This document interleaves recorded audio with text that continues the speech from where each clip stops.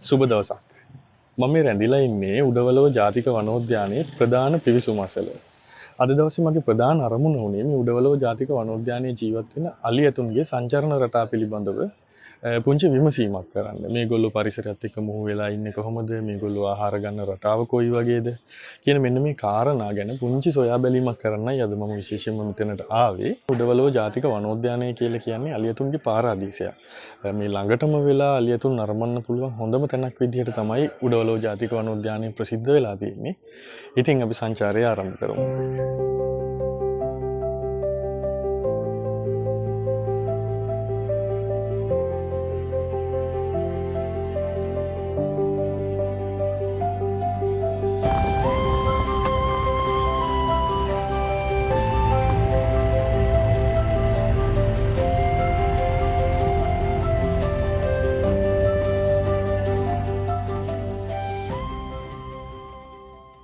මේ උඩවලව ජාතික වනෝද්‍යානයට ප්‍රධාන පිවිසුමින් ඇතුළු වුණාම මුලින්ම මුණ ගැහෙන්නේ ප්‍රවේශ පත්‍ර මිලදී ගන්නා ස්ථානය. දේශීය විදේශීය සංචාරක කවුරුත් මේ ස්ථානෙන් ප්‍රවේශ පත්‍රයක් අරගෙන තමයි මේ ගමන පිටත් වෙන්න ඕනේ. ඒ වගේම තමයි මේ කාර්යාලය ඇතුළට ගියාම වනසතුන් ගැන තොරතුරු සඳහන් කරලා තියෙන පුවරු බොහෝමයක් ප්‍රදර්ශනය කරලා තියෙනවා. මේ ගමන ආරම්භ කරන්න කලින් මේ තොරතුරු කියවලම යන්න පුළුවන් නම් ඒක සංචාරයේ සාර්ථක වෙන්න ලොකු හේතුවක් වෙයි. මෙතන ප්‍රධාන වශයෙන් උඩවලව උද්‍යානයේ ප්‍රධාන වැව් දෙකක් තියෙනවා. මේ උඩවලව ජලාශය සහ මවුවා ජලාශය. ඊට අමතරව මේකේ පොඩි පොඩි කුඩා වැව් තියෙනවා. ඒවා පමණක් ඒ වතුර තියෙන පෑම් අගෝස්තු පෑමේදී පමණක් ඒ ගොඩක් ඒ වතුර නැති වෙනවා. එතකොට අලි බොහෝ දුරට මේ ප්‍රධාන වැව් දෙකට ආසන්න වෙනවා. ඊට අමතරව මේකේ තියෙනවා බංගු. මෙතන දෝණි ඉස්සරලා තියෙනවා. කිඳිරි මන්තර තියෙනවා. කිඳිරි ඉස්සරලා තියෙනවා. එහෙනම් බංගුවක් ටික තමයි මේ කියන්නේ. ඒ හැම එකක්ම වැවකට ආසන්න වෙලා තමයි තියෙන්නේ. ඊට අමතරව කැම්පින් දාන්න පුළුවන්. වැවට ඉතින් තියෙන ගංගා අතර තමයි ගඟට ආසන්නයෙන් තමයි මේ තේින ටික කැම්පින් කරන්නේ.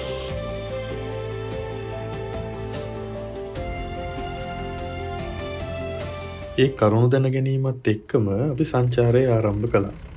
උඩවලව ජාතික වනෝද්‍යානය සබරගමුව සහ ඌව පළාත්වලට මායිමයි පිහිටලා තියෙන්නේ. භූමි ප්‍රමාණයෙන් ගත්තාම හෙක්ටාර 30,821ක්. මේ ජාතික වනෝද්‍යානයක් විදිහට ප්‍රකාශයට පත් කරලා තියෙන්නේ 1972 අවුරුද්දේ. ඊට කලින් මේ බිම හේන් ගොවිතැන් සඳහා භාවිතා කරපු බිමක් විදිහට තමයි තිබිලා තියෙන්නේ. උඩවලව වනෝද්‍යානය අලි ඇතුන්ට විතරක්ම නෙමෙයි ජලජ පක්ෂීන්ගේ තෝතැන්නක්. දැනට මේ වනෝද්‍යානය තුල පක්ෂි විශේෂ 184ක් පමණ සොයාගෙන තියෙනවා. ඉන් 33ක් විතරම සංක්‍රමණික විශේෂ විදිහට තමයි සැලකෙන්නේ.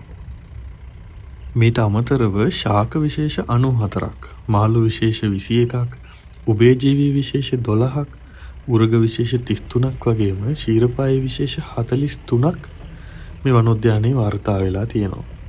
එහෙම ගත්තාම උඩවලව ජාතික වනෝද්‍යානය කියලා කියන්නේ ජෛව විවිධත්වය අතින් ඉහළ ස්ථානයක තියෙන වනෝද්‍යානයක්.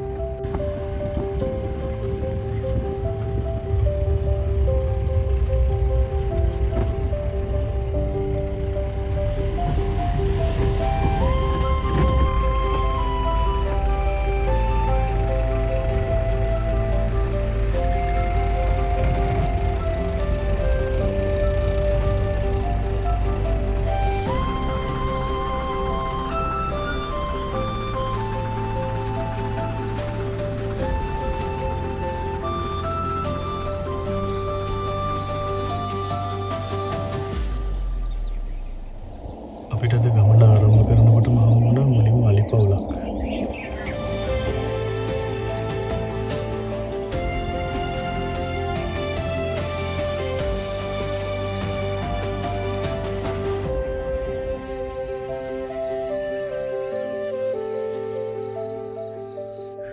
මෙතන ඉන්නවා මධ්‍යම ප්‍රමාණයේ අලියෙක්. ඒ වගේම වැඩිහිටි ගැහැණු අලි දෙන්නෙක් එක්ක පුංචි පැටියෙක්.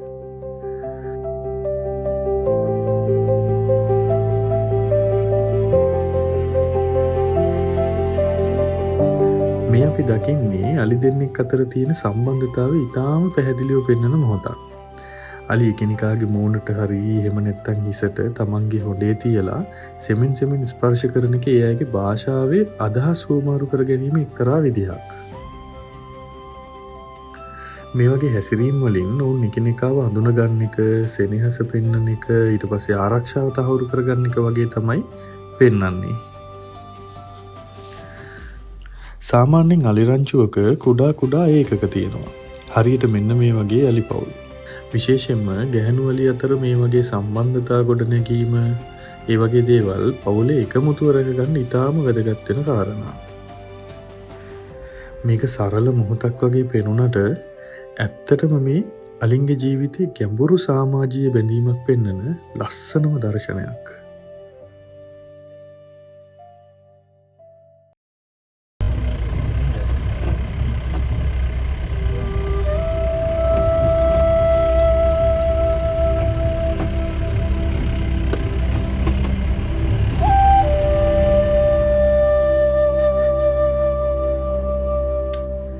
ඉර හෙමින් බහිනවත් එක්ක වනාන්තරයේ ජීවිතේ නැවත සජීවී වෙනවා. දවස පුරා උෂ්ණත්වය නිසා විවේක ගත්ත අලියැත්තු හවස් වෙනකොට වැව් පිටියට එකතු වෙනවා.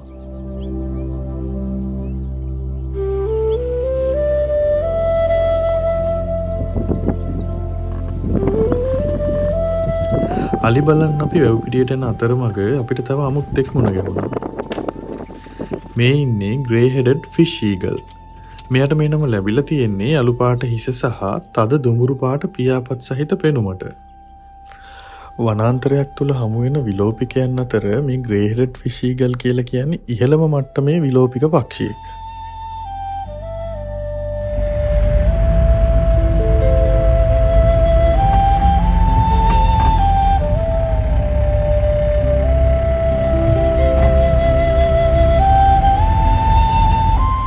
අපි දැන් මේ ඉන්නේ උඩවලව ජලාශයේ වැව් පිටියේ එක් කෙළවරක. අපි මුලින් කතා කළා හවස් වෙනකොට මේ අලියතුන් තමන්ගේ කණ්ඩායමේ අනිත් අය මුණ ගැහෙන්න මේ වැව් පිටියට එකතු වෙනවා කියලා. ඉතින් මේ අයගේ මේ එකතු වීමේ ප්‍රධාන අරමුණ ජලය සහ ආහාර ලබා ගැනීම විතරක්ම නෙමෙයි. දවස පුරා වනාන්තරය තුල කුඩා කණ්ඩායම් විදිහට විසිරීලා හිටපු මේ අය තමන්ගේ රංචුවේ අනිත් අය මුණ ගැහෙන්නේ මේ වැව් පිටියේදී. එහෙම බලනකොට වැව් පිටිය කියන්නේ අලින්ට හදවත වගේ තැනක්.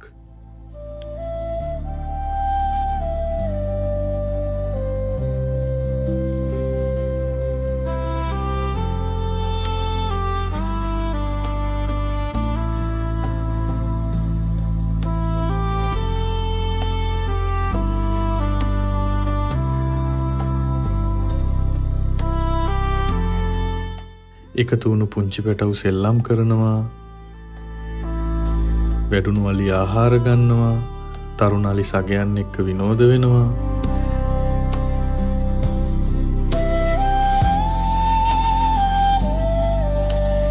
මේ විදිහට කණ්ඩායමක් විදිහට ආරක්ෂාව සහ අලින්ගේ සමාජය තුළ එකිනෙකා අතර සම්බන්ධතාවයන් නැවත ඇති වෙන තැනක් තමයි මේ අයගේ මේ හවස හමුව කියලා කියන්නේ.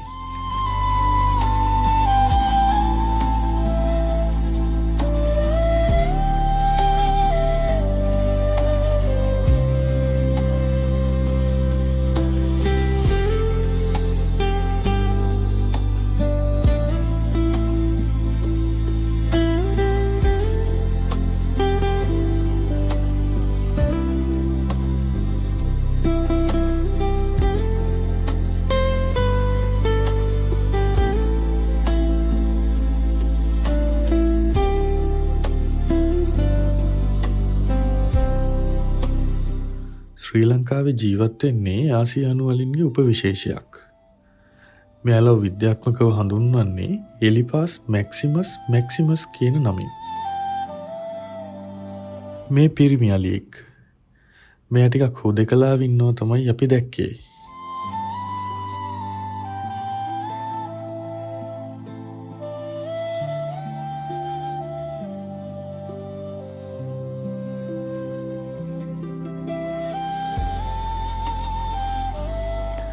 මාර්තු මාසේ පටන් ගන්න වැස්සත් එක්ක අලුතෙන් දළු දාපු තනකොළ මෙයාලට රසවත් ආහාරයක්. මේ වගේ හවස්වරුවල වැව් පිටිය පුරාවට නිදහසේ Tamanගේ ආහාරය ලබා ගන්න අලින්ගින්ම වෙන්නේ හරිම ලස්සන දර්ශනයක්.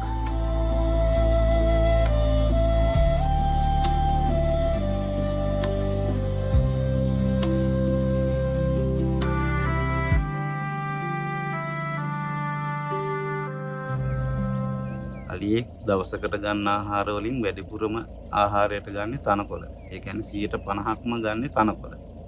ඉතුරු 50% ගස්වල කොළ, පොතු, අතු ඒ වගේ දේවල් තමයි ඉතුරු 50% වැඩිපුරම ගන්න තනකොළ. දවසකට වැඩුණු අලියෙක් කිලෝ 150ක් විතර ආහාරයට ගන්නවා. ඊට අමතරව ඒගොල්ලෝ ගොඩාක් කැමති තනකොළ කන්න මුලින්ම එන තනකොළ ලායක ඒක කන්න ගොඩක් කැමති. ඒ වුණාට එයාගේ හොඬ වැලට අහු වෙන්නේ නැහැ. ඒක නිසා එයා භාවිතා කරන ඒ කකුල නිකන් අපේ තියෙන උදැල්ලක් වගේ දුළු ගාලා ඒ තනකොළ ටික එකතු කරලා හොඳට ගසනවා. ඒවැය තියෙන වැලි ටික, දූවිලි ටික එතන ගියාම පොඩි පොඩි සත්තු ඉන්නවා නම් ඒ ටික වැටෙනකන් ගසලා තමයි ආහාරයට ගන්න.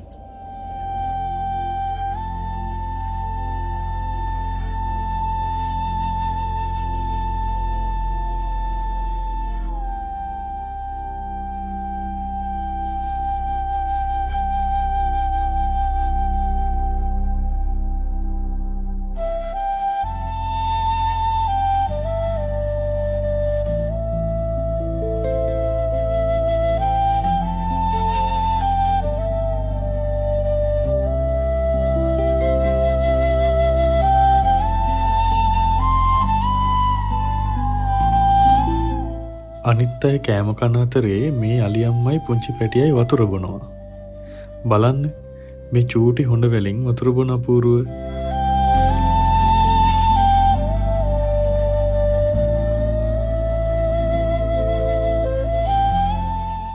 මේ දෙන්නට මේ ඉස්සරහින් ඉන්නේ කොමන් ස්පූන්බිල් කුරුල්ලෙක්. මෙයා උතුරු රටවල ඉඳලා ශ්‍රී ලංකාවට එන සංචාරක පක්ෂියෙක්. මම මුලින්ම කීවනේ උඩවලෝ ජාතික උද්‍යානය කියන්නේ අලින්ගේ වගේම කුරුල්ලන්ගේත් පාරාදීසයක්.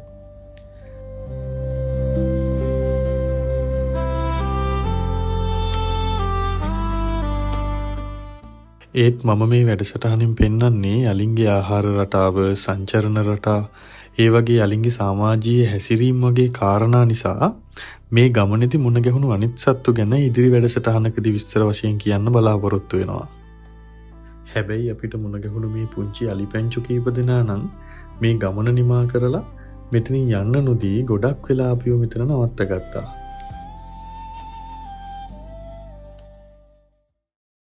ගැබිනි අලියෙක්ගේ ගර්භණී කාලය මාස 22යි. ඒ කියන්නේ අවුරුදු 2කට කිට්ටු වෙන්න තියෙනවා. අලි පැටියෙක් හම්බුනාට පස්සේ එයා මාස 6ක් යනකම් කිරි වතුරයි තමයි බොන්නේ. තනකොළ කන්නේ නැහැ. මාස 6ක් ගියාට පස්සේ මාස 6ක් විතර ගියාට පස්සේ තමයි එයාගේ අම්මව අනිත් අයව ආදර්ශයට අරගෙන තනකොළ කන්න පුරුදු වෙන්නේ. ඒ තනකොළ කද්දිත් එයා අවුරුදු 3ක් වෙනකන් තනකොළත් කනවා, කිරිත් බොනවා. එහෙම තමයි හැදෙන්නේ. අවුරුදු 3කින් පස්සේ කිරි බීම නවත්තනවා. සාමාන්‍ය පිරිමි අලියෙක් නම් අවුරුදු 10ක් 12ක් විතර වෙනකන් රංචුවේ ඉඳලා එයා තනි වෙනවා. එයා ස්වාධීන පුද්ගලයෙක් වෙනවා. තනියම යනවා. ගෑනු අලි ටික ඒ රංචුවේම ඉන්නවා. රංචුවේ සාමාන්‍යයෙන් ලීඩ් කරන්නේ වයස්ගතම මේ කෙනර.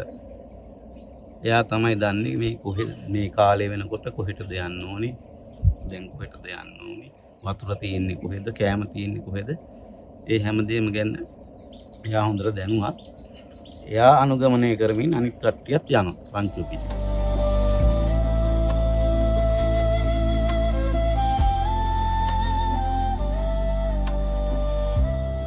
හවසට ඉර බහින්න හෝරාවකට විතර කලින් උඩවලව ජලාශය පිටිය හරිම අපූරු මනස්කාන්ත දර්ශනයක් මවනවා.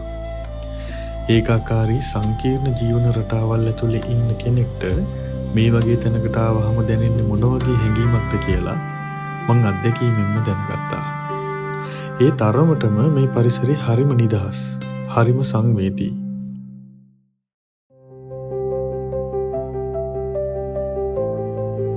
මේ ඔබ දකින්නේ මේ ගමනේදී මම ගත්ත මම කැමතිම රූපරාමුව. මේක දකිනකොට මට දැනුණම දේ ඔයාලටත් දැනෙනවා නම් මතක ඇතුවම ඒ අදහස කමෙන්ට් එකක් විදියට පහලින් ලියලා තියන්න.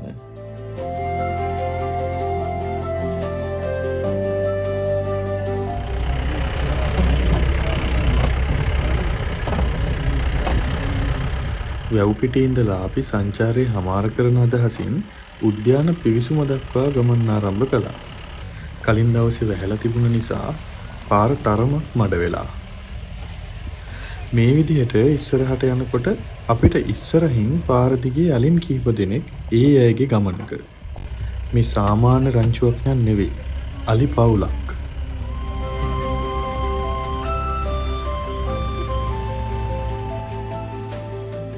ඒ අය අපේ ගමන හරස් කළා. ඉස්සරහට මෙන්නේ කෙනර, එහෙම නැත්තම් වැඩිහිටි ගැහැණු වලින් කීප දෙනෙක්. ඒ අය තමන්ගේ පුංචි පුංචි පැටව් වට කරගෙන ඊටාම සැලකිල්ලෙන් ඉඳලා අපිට ඉදිරියෙන් ගිය ජීප් එක නවත්තලා පරීක්ෂා කරන්න පටන් ගත්තා. මෙතන තියෙන ලොකුම දෙයක්. මේ අලි රංචුවේ නායකයා ඇතින්නක්. ඇය තමයි මේ පවුලේ තීරණ ගන්නේ. අපහසුකම් එනකොට පවුල ආරක්ෂා කරන්නෙත් ඇය. ඒ නිසා මේ වගේ වෙලාවල් වලදී පැටවුන් ඉස්සරහට එන්නේ නැහැ. පැටවුන් ඉන්නේ මැද. ඇතින්නියෝ ඉන්නේ පිටතට වට වෙලා. මේක තමයි අලින්ගේ ලෝකයේ අතිශය බුද්ධිමත් ආරක්ෂක ක්‍රමය. පළමුවෙන්ම සතුරාව හඳුනා ගන්නවා. ඊළඟට අවදානම මැනලා බලනවා. ඊට පස්සේ තමයි පවුලේ ගමන් මඟ තීරණය කරන්නේ. අපේ ජීප් එක ගැන ඔවුන්ට තේරුනේ මේක අනතුරක් නෙවෙයි කියලා. ඒ නිසා ඔවුන් නිහඬවම පාරේ පැත්තකට ඉවත් වෙලා අපිට ගමන් කරන්න ඉඩ දුන්නා. ඒත් ඒ ගමන් පැටවුන් ඉස්සරහට යවන්න කලින් අන්තිම වරටත් අපිව පරීක්ෂා කරලා අලි නායිකාව තමන්ගේ රංචුවට කියනවා වගේ හරි දැන් යමු. එහෙමයි අලි පවුලක් ගමන් කරන්නේ. ආදරෙන්, විනයෙන් සහ අතිශය බුද්ධියෙන්. අද මම මේ අරගෙන ආවේ උඩවලව ජාතික වනෝද්‍යානයේ මම කළ සංචාරයේදී වනාලින් පිළිබඳව සංවේදීව නිරීක්ෂණය කරනකොට දකින්නට ලැබෙන කාරණා කීපයක් ගැන. එක සමාජයක් විදිහට ජීවත් වෙන විදිහ, ආහාර රටාව, රංචුව තුළ ආරක්ෂාව වගේ මේ අය නිරීක්ෂණය කරලා අඳුරගන්න පුළුවන්, විඳින්න පුළුවන් කාරණා කීපයක් තමයි මේ. අපාවට ලෝකයේ දිහා ඉතා සංයමයෙන් යුතුව බලන්න පුළුවන් නම් ඉතාමත් සුන්දර අපි නොදකින පැතිකඩයන් බලා ගන්න පුළුවන්. ඒ වගේම මගේ sensitive step YouTube නාලිකාව එක්ක රැඳිලා ඉන්න දිගටම ඉදිරියටත් මේ වගේම අපි අවට පරිසරයේ තවත් රසවත් වගේම සංවේදී කාරණා ඔයාලත් එක්ක බෙදා හදා ගන්න මම සූදානමින් ඉන්නේ.